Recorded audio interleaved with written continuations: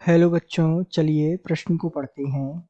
अभिक्रिया A2 gas plus 4B2 gas से हमें प्राप्त है 2AB4 गैस, जहां डेल्टा H लेस देन 0 में AB4 के निर्माण हेतु अनुकूल दशाएं हैं।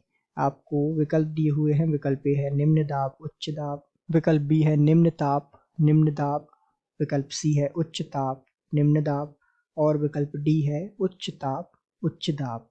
तो आइए बच्चों, मुख्य अवधारणा को समझते हुए हम इस प्रश्न को हल करते हैं तथा सारी अनुकूल परिस्थितियों को समझते हुए यहाँ पता लगाते हैं कि AB4 के निर्माण हेतु कौन सी परिस्थितियां अनुकूल हैं, क्यों हैं। इन पर विस्तार पूर्वक चर्चा करते हुए यहाँ हम सही विकल्प का चुनाव करते हैं। तो जैसा कि आपको ये अभिक्रिया दी हुई है A2 गैस, यहाँ अभिक्रिया है A2 गैस से अभिक्रिया करता है 4B2 गैस और यहाँ हमें मिल रहा है 2AB4 गैस।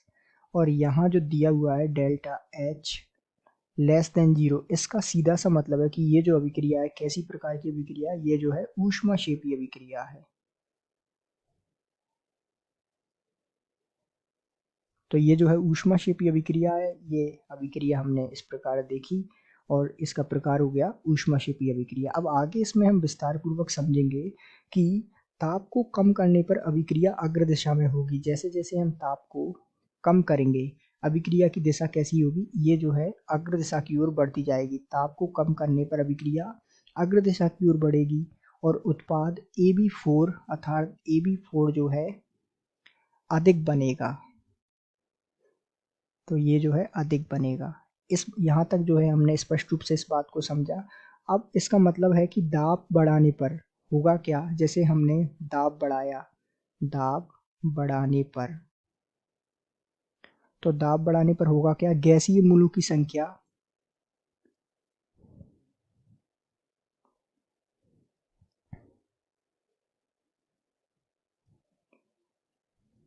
यहाँ सबसे पहले हम यदि तुलना करें, इसमें ध्यान दीजिएगा, तो यहाँ हमें मूल क्या दे रखी हैं, जो उत्पाद के मूल हैं वो कितने दे रखे हैं, NP उत्पाद के मूल कितने दे रखे हैं, 2।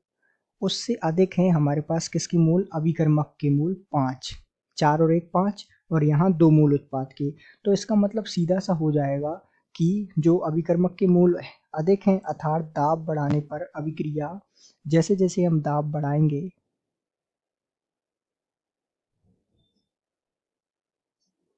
दाब बढ़ाने पर अभिक्रिया किस दिशा में जाएगी, तो ये जो है दाब बढ़ाने पर अभिक्रिया जाएगी अग्र दिशा में।